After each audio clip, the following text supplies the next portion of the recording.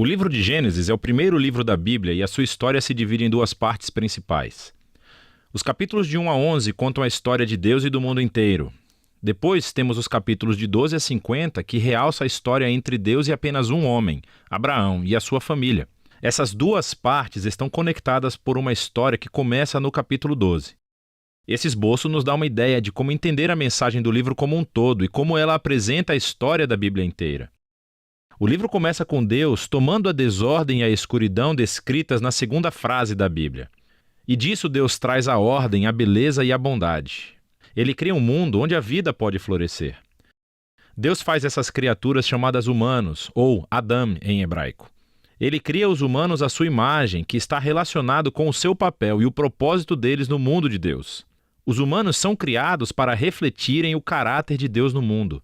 Eles são nomeados como representantes de Deus para governar o seu mundo em seu nome, o que, nesse contexto, significa aproveitar todo o seu potencial, cuidar dele e torná-lo num lugar onde ainda mais vida possa florescer.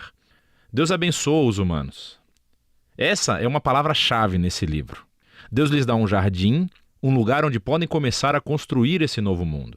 A parte importante é que os humanos têm uma escolha sobre como vão construir esse mundo, representada pela árvore do conhecimento do bem e do mal.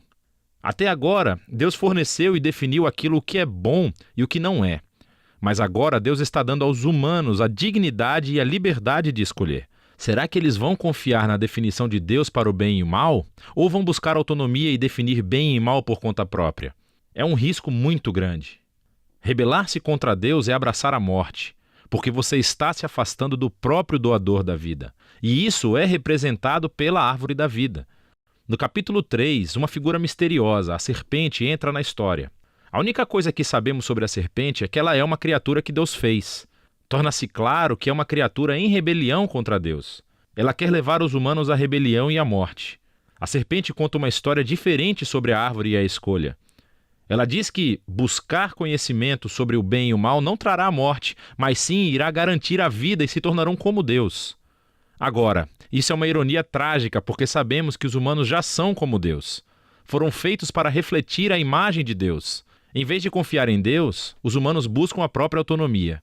Eles escolhem o conhecimento do bem e do mal para si e, instantaneamente, toda a história fica fora de controle. A primeira perda acontece nas relações humanas. E, de repente, o homem e a mulher entendem o quão são vulneráveis.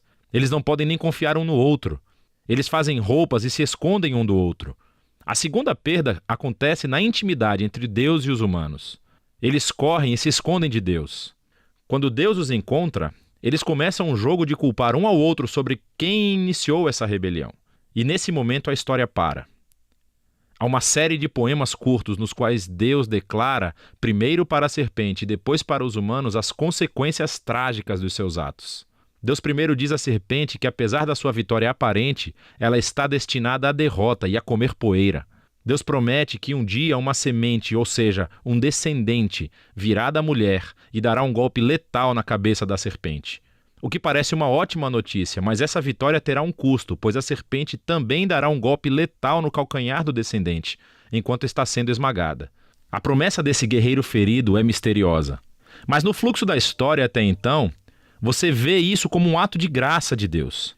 Os humanos acabaram de se rebelar. E o que Deus faz? Ele promete resgatá-los. Mas isso não elimina as consequências das decisões do ser humano. Deus informa que agora os aspectos da sua vida conjunta, tanto na vida em casa como no trabalho, serão cheios de tristeza e dor por causa da sua rebeldia, o que levará à morte. E a partir daqui, a história só piora. Os capítulos 3 a 11 traçam o efeito crescente da rebelião e das relações humanas fraturadas em todos os níveis.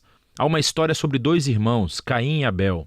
Caim tem tanta inveja do seu irmão que quer matá-lo. Deus adverte Caim que não caia na tentação, mas ele faz isso de qualquer maneira.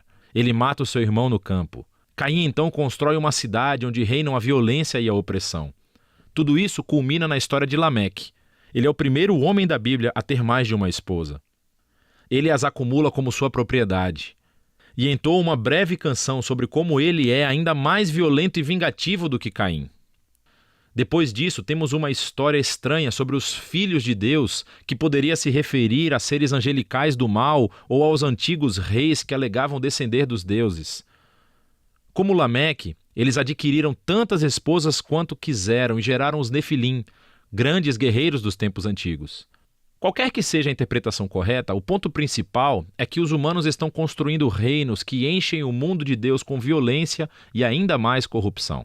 Em resposta a essa corrupção, sabemos que Deus está profundamente triste. A humanidade está destruindo o seu belo mundo e se destruindo uns aos outros.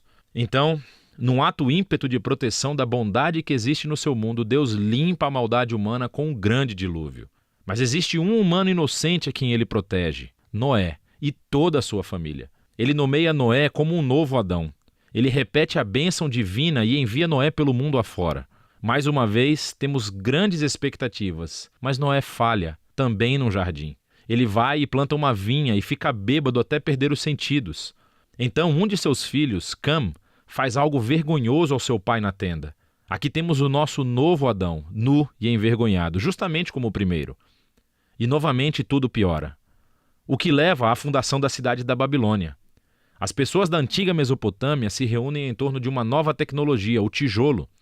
Elas podem construir cidades e torres mais altas, bem mais rápido do que qualquer outro povo. Eles querem construir um novo tipo de torre que chegue até os deuses para tornar os seus nomes famosos. É uma imagem da rebelião e arrogância humana. É a rebelião do jardim, dessa vez amplificada. Deus humilha o seu orgulho e os dispersa. Essas são histórias diversas, mas você pode ver que todas exploram o mesmo princípio básico. Deus continua dando aos humanos a chance de fazer a coisa certa com o seu mundo, e os humanos continuam a destruí-lo. Essas histórias afirmam que nós vivemos num mundo bom, que tornamos mal, e escolhemos definir o bem e o mal por conta própria. Todos nós contribuímos para esse mundo de relacionamentos rompidos, levado ao conflito e à violência e, finalmente, à morte. Mas há esperança. Deus prometeu que um dia um descendente viria, o guerreiro ferido, que derrotará a raiz do mal. Apesar da maldade humana, Deus está decidido a abençoar e a salvar o seu povo. Então a grande questão é, claro, o que Deus vai fazer? E a próxima história é o elo onde encontramos a resposta. Mas por enquanto, é disso que tratam os capítulos de 1 a 11 do livro de Gênesis.